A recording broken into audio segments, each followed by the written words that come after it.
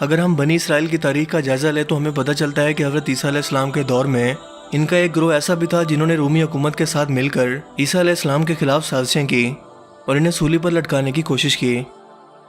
بنی اسرائیل کا یہ گروہ دراصل یہودی تھے جو تورات کے پیروکار تھے، لیکن خود کو حضرت عیسیٰ علیہ السلام کی تعلیمات کو فالو کرنے والا یعنی مسیح ظاہر کرتے تھے۔ ان لوگوں کو ایبونیٹیز کہا جاتا ہے۔ ان لوگوں کا عقیدہ تھا کہ حضرت عیسیٰ علیہ السلام مسیح ضرور ہیں اور بے شک وہ اللہ تعالیٰ کی طرف سے بھیجے ہوئے پیغمبر ہیں، لیکن اس کے ساتھ ساتھ وہ ان کی کنواری ماں سے ان کی پیدائش اور معجزات سے انکار بھی کرتے تھے۔ انہوں نے اس مقصد کے لیے ایک جیوش کرسچن موومنٹ کا آغاز کیا اور رومن حکومت کو مشورہ دیا کہ وہ ان کو قوانین میں شامل کرے۔ یہ لوگ حضرت عیسیٰ علیہ السلام کے بعد ایک اور مسیح کے انتظار میں تھے، جو کہ ظاہر ہے کہ نبی آخر الزماں حضرت محمد صلی اللہ علیہ وآلہ وسلم ہیں۔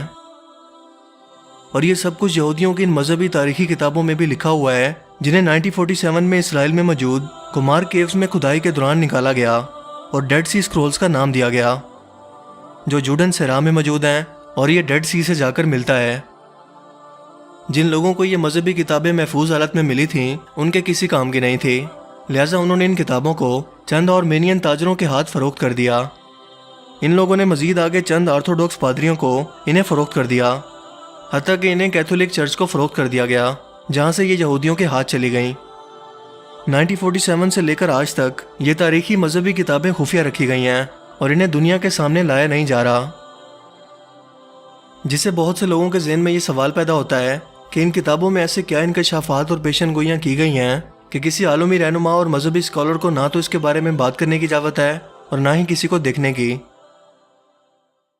اس کی وجہ یہ ہے کہ ان کے اندر نبی آخر الزماں حضرت محمد صلی اللہ علیہ وآلہ وسلم کی آمد کی پیشن گوئی بار بار کی گئی ہے، اور قرآن پاک میں موجود ایسے واقعات اور تعلیمات جنہیں یہودیوں کی جانب سے ثبوت نہ ہونے کی بنا پر تنقید کا نشانہ بنایا جاتا تھا، ان کتابوں میں اسے بھی کنفرم کیا گیا ہے۔ اس لیے وہ اس حقیقت کو دنیا سے چھپا رہے ہیں اور مختلف بہانوں سے انہیں فیک یا پائریٹڈ کہہ کر دنیا کی نظریں اس سے ہٹانا چاہتے ہیں۔ اس یقین کو ایک اور اہم ثبوت مزید پختہ کر دیتا ہے، کیونکہ 1945 میں ہی مصر کے قصبے ناگ حمادی کے کسان نے شیشے کے جار میں محفوظ قدیم مصری زبان میں لکھی گئی تعلیمات، جسے کوپٹک لینگویج کہتے ہیں، انہیں دریافت کیا۔ یہ لوگ گنوسٹزم خیالات کے مالک تھے، یعنی اس پوری کائنات کو کسی نچلے درجے کے خدا کی تخلیق سمجھتے تھے۔ یہ پیپریس کوڈکس یعنی ہاتھ سے لکھی گئی کتابیں ہیں، جس میں تورات کا نسخہ گوسپل آف تھامس بھی شامل ہے۔ ان تمام کتابوں کو ناگ حمادی کا نام دیا گیا، جو آج بھی مصر کے ایک میوزیم میں موجود ہیں۔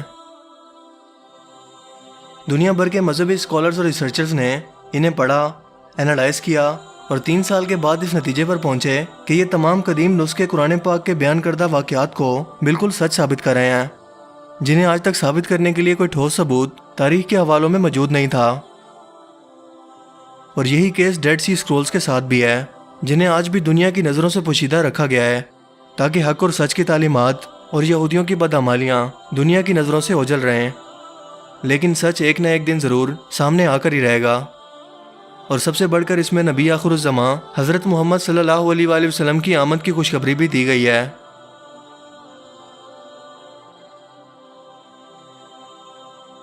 مجھے امید ہے کہ آج کا یہ ویڈیو آپ کو پسند آیا ہوگا اور اس سے نیا کچھ ضرور جاننے کو ملا ہوگا۔